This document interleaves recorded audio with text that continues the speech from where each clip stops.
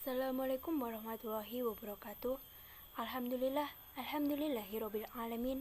Assalatu wassalamu ala asrofil anbiya'i wal mursalin wa ala alihi washabihi ajmain. Amma ba'du. Perkenalkan, nama saya Winda Fitriani. Saya di sini akan menjelaskan tentang meraih kebahagiaan yang sejati.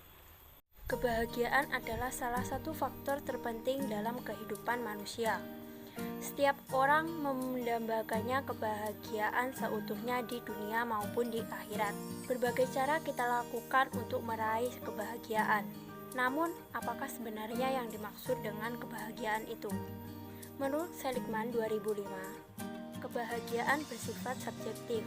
Oleh karena pemaknaannya oleh setiap orang mungkin saja berbeda-beda. Kepuasan tidak terjadi begitu saja, namun merupakan akibat sampingan dari keberhasilan individu dalam memenuhi keinginannya untuk hidup bermakna. Artinya, makna hidup adalah gerbang menuju kebahagiaan. Mereka yang berhasil mencapainya akan mengalaminya hidup yang bermakna dan dirinya akan memperoleh kebahagiaan. Sebaliknya, jika mereka yang tidak berhasil memenuhi motivasi ini akan mengalami kekecewaan, kehampaan hidup, merasakan hidup yang tidak bermakna, dan akhirnya tidak bahagia. Cara menggapai kebahagiaan dalam pandangan psikologi Islam. Dalam perspektif Islam, kebahagiaan yang hakiki dapat diraih saat manusia mengidentifikasi dirinya, mengidentifikasi Tuhannya, mengidentifikasi dunia, dan mengidentifikasi akhirat. Adapun puncak kebahagiaan manusia akan didapatkan ketika manusia tersebut mampu mengenali Tuhannya. Ketika manusia mengenali dan dekat dengan Tuhannya, pada saat itulah dia seolah-olah sudah tidak lagi membutuhkan hal-hal yang lain, karena telah mencukupi dengan mendekatkannya dengan Tuhan tersebut. Ulama besar Indonesia, Hamka, menyebutkan bahwa kebahagiaan sejatinya bukan berasal dari luar diri, tetapi dari dalam. Kebahagiaan yang datang dari luar kerap kali hampa dan palsu. Orang yang menumpuk kebahagiaannya pada hal-hal yang berasal dari luar dirinya, acap kali merasa ragu, kecewa, cemburu, dan putus asa ketika sedang tertumpuk atau tertimpa musibah.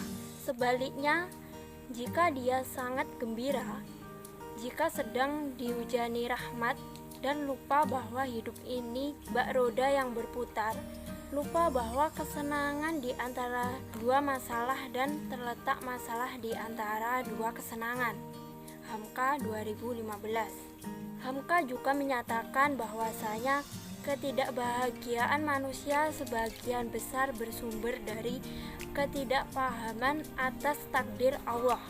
Manusia sejatinya hidup dan berjalan di atas takdir Allah yang telah ditetapkan. Tetapi pada umumnya manusia cenderung lebih mudah menerima takdir Allah yang baik dibandingkan yang buruk dalam pandangan mereka. Contohnya, ketika menghadapi masalah, manusia cenderung berkeluh kesah, bersedih hati, dan bertanya kepada siapa yang akan membantu kita dari masalah itu. Padahal Allah SWT berfirman, "Apakah kamu mengira bahwa kamu akan masuk surga, padahal belum datang kepadamu cobaan, sebagaimana halnya orang-orang terdahulu sebelum kamu.